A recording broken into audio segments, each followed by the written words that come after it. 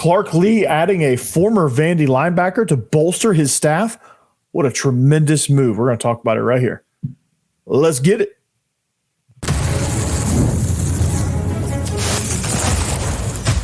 You are Locked On Vandy, your daily podcast on the Vanderbilt Commodores. Part of the Locked On Podcast Network, your team every day. Welcome into the Locked On Vandy podcast on the Locked On Podcast Network. I'm your host, Corey Burton. Thanks for making Locked On Vandy your first listen every day. We are free and available wherever you get your podcasts and on YouTube as a part of the Locked On Podcast Network, your team every day. Well, today's episode is brought to you by FanDuel. Make every moment more. New customers, join today and you'll get $200 in bonus bets if your first bet of $5 or more wins. Visit FanDuel.com/lockedon to get started. Well, Clark Lee is building quite the staff on West End. He hired former Vandy linebacker and I guess former now Bama Director of Player Personnel or Assistant Director of Player Personnel, Harding Harper. Harper played at Vanderbilt back in the James Franklin era, and he's been kind of kicking around a little bit. He was at Alabama last year as Assistant Director of Player Personnel. He was at Houston the year before in the same role. He was at Colorado in 21 as a recruiting assistant.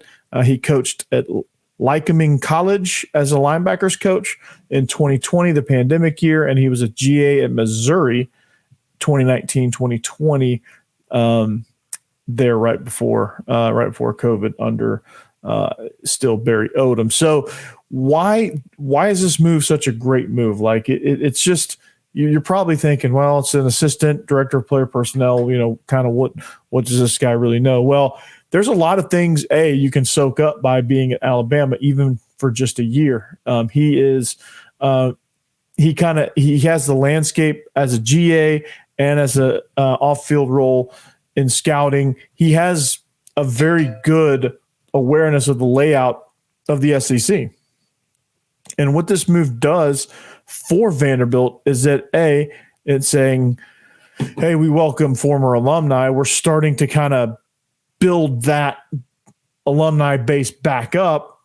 And then B, he knows the landscape at Vanderbilt, having been a player. He knows kind of what goes on at the university. He knows what it takes to be a student athlete there. He knows just generally what it takes to be successful at Vanderbilt. And then he learned a lot under Nick Saban at Alabama. So he's been in this role for 2 years at two different places. And I think, when you work for a guy like Nick Saban, you learn what it takes you learn basically how to evaluate. And I would say learning at a place like Alabama would be a heck of a place to learn how to evaluate, because the great detail that it takes to evaluate prospects at a place like Alabama, I imagine, is very, very vast, because he's coming from the Bill Belichick coaching tree. I imagine that you're looking at these guys very, very sharply. So, again, he's going to have a plan. I think the name of the recruiting game, part of it obviously is NIL. But I think if you have a guy like this in your director of scouting role, I think you can get an earlier bead on these recruits, because these on-field coaches, they're going to have to identify prospects and identify them pretty quickly. But on the same token, like, they've got to pay attention to their current roster, the schemes, how to get those guys ready to play. You have a guy like this that's going to be on the forefront of identifying talent and getting out ahead of all of this. It just gives you a little bit of advantage, where you're going to need every bit of advantage you can get, because you're Vanderbilt. You went 2-10. You have a unique environment as of right now. You have a construction site as a stadium. You have an athletic department that's barely existent, and you don't have a ton of tradition. So you kind of have to get out. Your main weapon is get out early, get your staff swarming on these kids early, lock down the mid-state, and by hiring a former linebacker that played at Vanderbilt, he can tell you on the forefront, hey, this is what it's like to play here. When this place is rocking, this is what it's like. I lived it, right? And he can get these recruits excited. I think it's a phenomenal hire. I really do. I think Clark Lee is just continuing to hit dinger after dinger here in the offseason. And you can say what you want. Oh, it's just New Mexico State coaches. Oh, it's just this guy. Oh, it's just that guy. He still went 2-10, yada, yada, yada. But I put out a show earlier. There is a lot of optimism around this program, right? The official visitors came in this weekend. We're going to talk about that here in just a second. But, you get alumni back reinvigorated. Now there's a connection here. Now there's a reason for these guys to pay attention. And hiring him as director of scouting, now you've got a little bit of credibility to what you're building, because Clark Lee obviously is alum. And then he is, he's just building that network.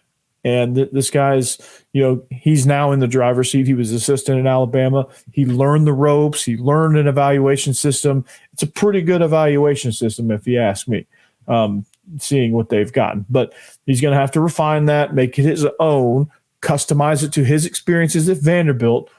And you're going to have to identify a whole new set of athletes, because obviously you're not competing with Alabama for recruits. You're not competing with Georgia for recruits, or Texas. Right? Let's just be honest with you.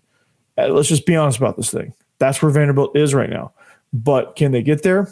I don't know. With NIL, anything's possible. But you have to identify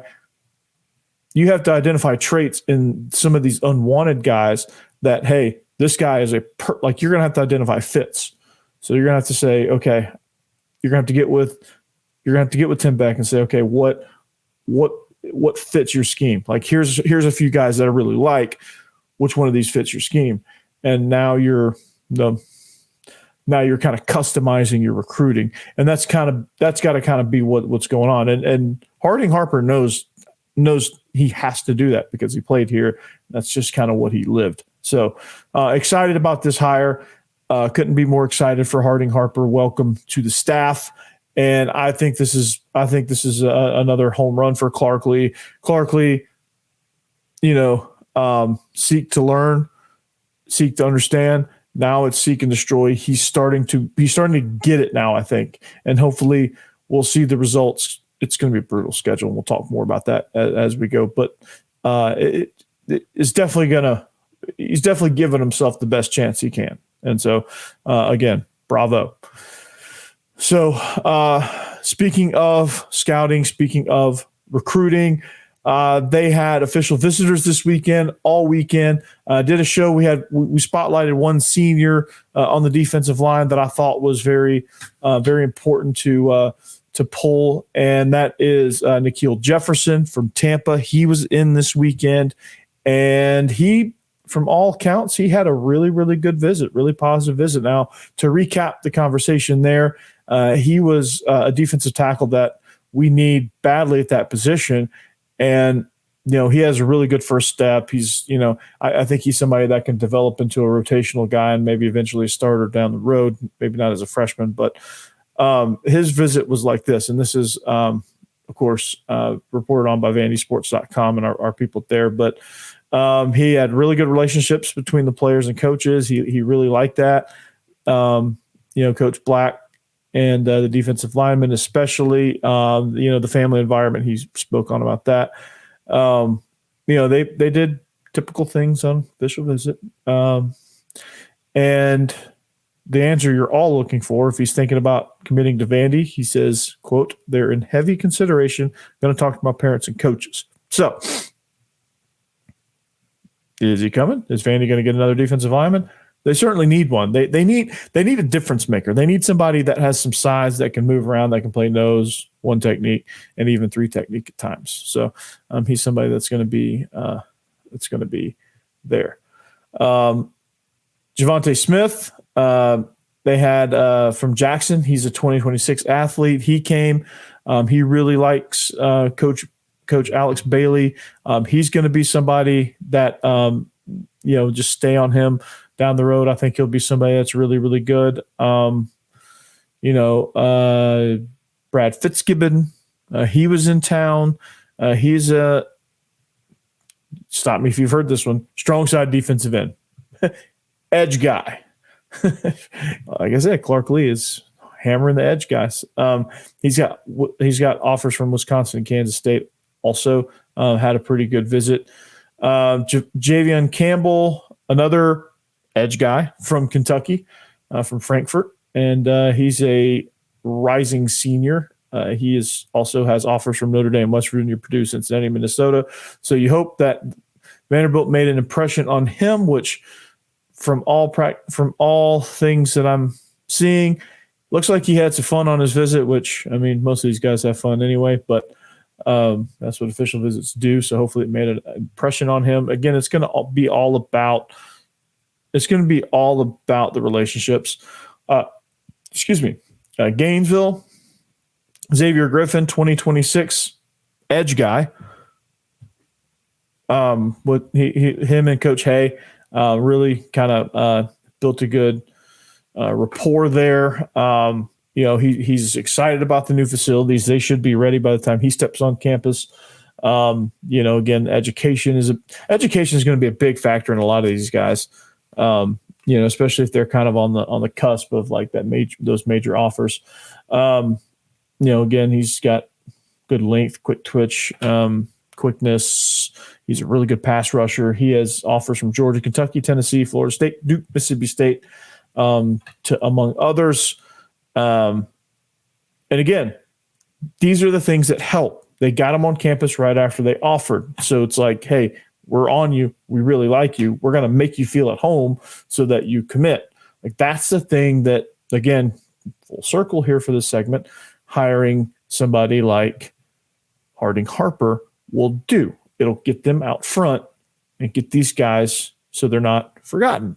So anyway, but yeah, some more to come. Recruiting is going to be fun coming down the stretch. We got a couple more weeks now until original national signing day. So maybe Vandy will pull in a couple more there, and we'll see kind of where they go. So when we come back, we're going to talk a little baseball. Baseball opened up training this past Friday, I should say. They had open scrimmages, open training sessions, and there's quite the battle for the Sunday starter. We'll talk about that next. All right. This episode is brought to you by eBay Motors. Passion, drive, and patience. What brings home the winning trophy is also what keeps your ride or die alive. eBay Motors has everything you need to maintain your vehicle and level it up to peak performance. From superchargers, roof racks, exhaust kits, LED headlights, and more. Whether you're into speed, power, or style, eBay Motors has got you covered. With over 122 million parts for your number one ride or die, you'll always find exactly what you're looking for. And with eBay Guaranteed Fit, your part is guaranteed to fit your ride every time or your money back. Because with eBay Motors, you're burning rubber, not cash. With all parts you need at the prices you want, it's easy to turn your car into the MVP and bring home that win. Keep your ride or die alive at ebaymotors.com. Eligible items only. Exclusions apply. eBay Guaranteed Fit only available to U.S. customers.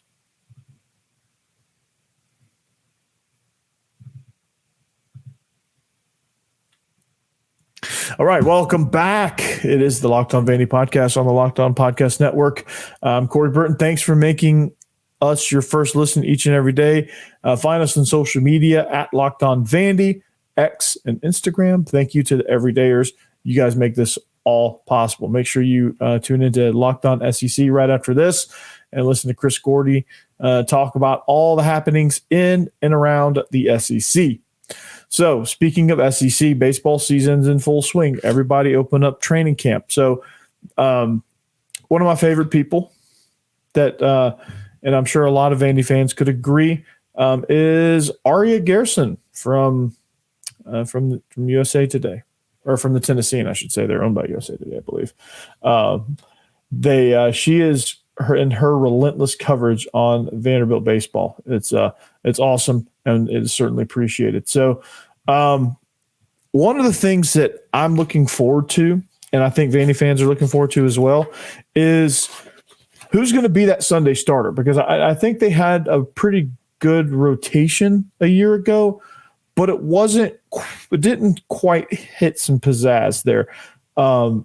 And I think a lot of it was due to, there's some injuries there. There's some people banged up and some guys that didn't pitch as well or as consistently as necessary in the bullpen. So again, those things kind of the bullpen especially rears its ugly head if you're having inconsistent innings and you're having trouble finding the plate, or you're throwing hittable pitches up there.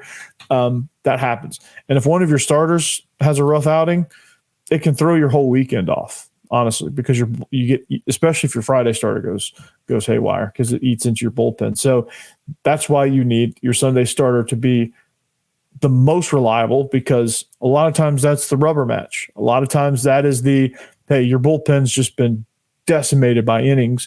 We need you to go 7+, maybe even a complete game here. And I think Vanderbilt is trying to find this guy, and they a lot of guys threw a lot of innings. But I think it's really going to honestly come down to 3, maybe 4 people. And some of these will end up being Friday and Saturday starters. You might have a closer in the mix there. You might have somebody in the midweek rotation as a midweek starter if you believe that they have starting capabilities where they're midweek, and barring injury, they might jump into the weekend rotation. But Grayson Carter, Bryce Cunningham, who is not getting Tommy John. It's actually Ethan Robinson, the catcher, had he's a freshman. He had Tommy John, not Bryce Cunningham. I'm not sure where I saw Bryce Cunningham or thought I remembered it being Bryce Cunningham, but it's definitely Ethan Robinson. So sorry to scare you guys, but Bryce Cunningham is very much in the mix for the Sunday starter role, if not a general weekend spot. Tim Corbin's still trying to figure out all of his rotational stuff. Andrew Dukanich. Names. I'll just call him Duke. All right. Duke is also in the rotation. Colton, as we mentioned, Holton Carter is also somebody that's in the mix. And, there's somebody there. McIlvain, again, I think McIlvain could also, I think he could be somebody that jumps into to the midweek as well. So, and then it's possible that Duke and McIlvain could be weekend bullpen guys, maybe a midweek starter and throw some weekend innings somewhere. But it's going to be kind of interesting how all of this plays out. But I think Cunningham is somebody that had some really good innings, had some really good stuff. Carter Holton is he had 33 pitches. He had 2 strikeouts. He had 2 innings pitched. No hits, no runs, a walk, a hit by pitch, and 2 strikeouts. I think when you look at his stat line, it's kind of all over the place. He's going to need to kind of make that a little more consistent, like quit walking people. Devin Futrell, he had 4 strikes or 43 pitches in 2 2/3 innings. He gave up 2 hits, 1 run, 1 walk. He had 4 strikeouts. They were swing and misses. So it's going to be, like I said, down to the wire. But Cunningham has the most experience. He started games on weekends as a fill-in starter since his freshman year. He was also a midweek guy. He had a 6.43 ERA, which might as well be a 2-something ERA in the major leagues because of the ping. But he didn't appear in the regionals in either year that he's been on campus. So maybe like control might be an issue or consistent innings might be an issue. So stay tuned to that one. Grayson Carter, he was a midweek starter all last year. He's had lots of opportunities, but walks have kind of plagued him a little bit. And he has a really good fastball and a secondary pitch that he can rely Dukanich is he was billed as a future Friday starter when he was the number 1 overall recruit in 2022. He pitched in just 4 games before missing with injury. His fall was inconsistent, but he has a fastball that hits in the mid-90s, and if he stays healthy, maybe not being injured will help, and maybe not recovering from being injured would help. Being in the rotation there. So when you look at McIlvain, his stuff is described as electric. He's somebody that probably could have went in the draft. He was, but he ended up on campus, so he's going to be somebody to kind of watch out for. Could be a midweek starter, also could be a weekend bullpen guy. But Dukanich was 15th rated prospect out of high school. He would have been a first round, but he decided he wanted to come to Vanderbilt instead. But he is, he's somebody that I think Dukanich is definitely going to be a weekend guy. That's my prediction. But where in the weekend is that is up for debate. So it's good. It's going to come down to it. They may even go into the season a little bit. Some of these early non-conference series and slates to kind of determine where this rotation falls. With baseball, pitching is always fluid. So, but it's going to be one of those things where they just kind of figure it out. But I'm excited about that. I think they've got. I think Tim Corbin's got a really good problem on his hands, so to speak, is to figure out how to get this rotation down. Friday, Saturday, Sunday starters. What to do with the midweek guys. You're probably going to need 2 really reliable midweek guys, especially early on. And then as the season goes, like you just kind of pick your battle. You got to deal with injuries, of course, and we'll see what kind of transpires there. But like you need a reliable bullpen. So if some of these midweek starter guys are good in the bullpen down the stretch, like they're just going to have to jump in and be bullpen guys. So who knows?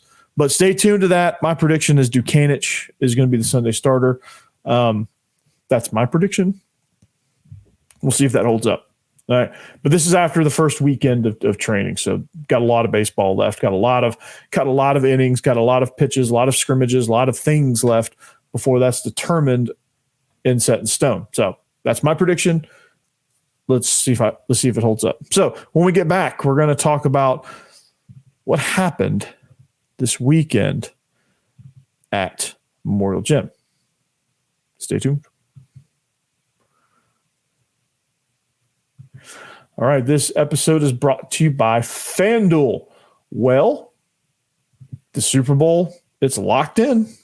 It is happy Super Bowl to all who celebrate that from FanDuel, America's #1 sportsbook. If you're like me, Super Bowl Sunday is always about scoring the best seat on the couch, grabbing your favorite football snacks, and placing some super bets.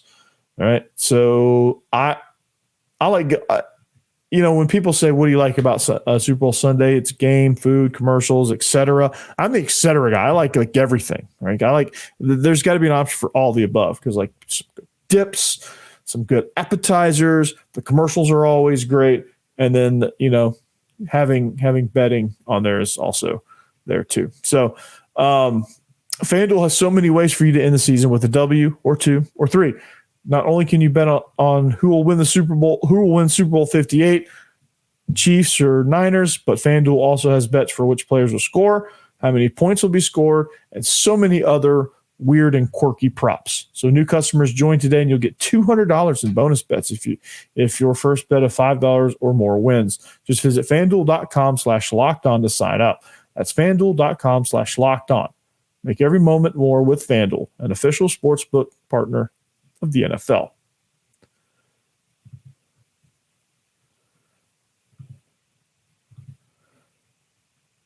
All right, welcome back. We're going to wrap this thing up here with just a little bit of basketball talk. And it's not really even about the game. And what sucks for Vanderbilt in basketball, and this is it's going from bad to worse, unfortunately. And honestly, I wouldn't talk about it, but there's a tremendous buzz about what's happening. And honestly, the end is near for Jerry Stackhouse because the players, they played hard, man. Like, I can't fault them. They did everything they could. Dalton Connect went off in the second half. They didn't have many options. They didn't have many answers for him. Not many people do. He's a good player, and he's going to do that to you. So I don't fault the players. If you look at just the game itself, you isolate everything else. I think the game itself was exciting, back and forth. It was a good game. It's what you want in college basketball. It's what you want to watch. It was back and forth, and then Tennessee kind of took over down the stretch. But that's not the story here, right? Because the story is Vanderbilt is still winless in the conference, okay? You're starting to lose the fan base if you haven't already. You have lost the gym now, right? As you see, Memorial Gym was a sea of orange, which never happens in basketball. It always happens in football. Never happens in basketball. It happened. And it was like, it's something you should look at and say, what are we doing here, right? And it's gotta signify that, Stackhouse has lost the, if Vandy fans are willing to give up their tickets to Tennessee fans of all people, like I have a hard time believing that, like, there's a whole lot of faith in Jerry Stackhouse. I mean, there's some things, and again, it's the same problems that keep sprouting. Can't shoot, go on massive cold streaks, take bad shots, turn the ball over, yada yada yada. It's the same stuff. You get a really bad technical and an inopportune time that kills momentum. You start to finally have something, and then it just some weird sub pattern or just something. And I think people, I mean, obviously people are tired of it. You had fans there in paper sacks. Like, it's not good. And I hate to be negative guy here, but it's the facts. And I'm sure Jerry Stackhouse is a great dude. I'm sure he has a really good basketball mind, but it's just not working out here. And like, there's things that you have to do at Vandy that maybe you don't have to do at a lot of other places, especially in the NBA or especially in pro basketball, where he was in the G League, I think. So, I think it'd be a great time for Kansas Story Lee to hit reset on this. It'd be a great time for Jerry Stackhouse to hit reset on this, which pride and ego and all that stuff is probably not going to allow him to realize that it's just not working. But I think there's something that has to be done. There's some way you have to, like, realize that you're regressing, and if you go winless in football and basketball, that ain't good, folks. Like, you ain't gonna get many people in Memorial, or you're not gonna get any people in Dudley. Like, you're not gonna get it. Now, Clark Lee is doing something about it. He's hiring really good people around him. He's making sure that he's giving himself the best opportunity, whether that works or not. You have to applaud that he is doing all the right things. He's hitting the portal hard now. He's hiring directors of scouting to help recruiting. He hired a really good offensive coordinator and allowed him to bring his people and build his staff. He's got a really good head coach consultant. He's got some good defensive guys to help him carry the load as defensive coordinator. He's taken over defensive play calling. He's done all the things that you need to do to give yourself a chance. Now, it's a brutal schedule, and you're still kind of outmanned roster-wise, but you give yourself a chance. And that's really kind of all you can ask for. And if he gives himself a chance and it still goes 2-10, well, he went out swinging, and it just didn't work out. It just wasn't meant to be, and that's okay. You have to like his effort. He's not just sitting by and doing what he always does.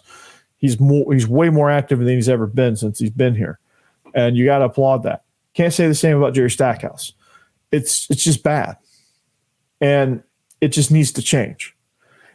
And I don't know who that change is. I'm not. I'll be honest with you and say I'm not in tune to a lot of the coaches around college basketball. I wouldn't begin to know kind of where to search, but hopefully there's somebody in place that does know where to search, and you can go find somebody. Find somebody in college. Find somebody that can recruit. Find somebody that can win with find somebody that can win with little. Like look in the tournament here and see, okay, there's a mid-major team that's going to make a move. And if you can have a chance to get a mid-major coach that, is a pretty good, is as good of a recruiter as he can be at the place that he's at, maybe that's the avenue you go. But something's got to change. Like Memorial Gym can't be oranged out. It just can't happen. You gotta change that.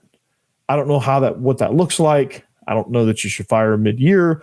I don't know, but it's got to change. It's got to change. And Vanderbilt is too good of a university to be bad at both football and basketball. They got to be good at one of them.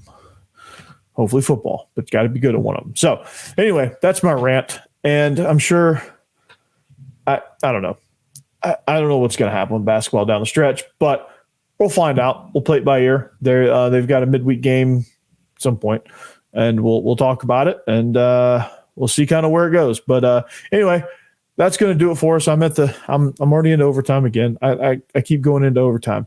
I get in these rants, man. It's just crazy. But anyway, find us on social media at Locked On Vandy on X and Instagram. Thank you to the everydayers for making all this possible. Justin Angel and his dad. Appreciate you guys for listening. Kurt Page, appreciate you for listening. All my guys, appreciate you for listening, and we'll keep giving you guys shouts out. Here's to an explosive defense in football, and we're going to get out of here. But until then, we'll see you back here tomorrow. Hope your week is off to a good start. Anchor down.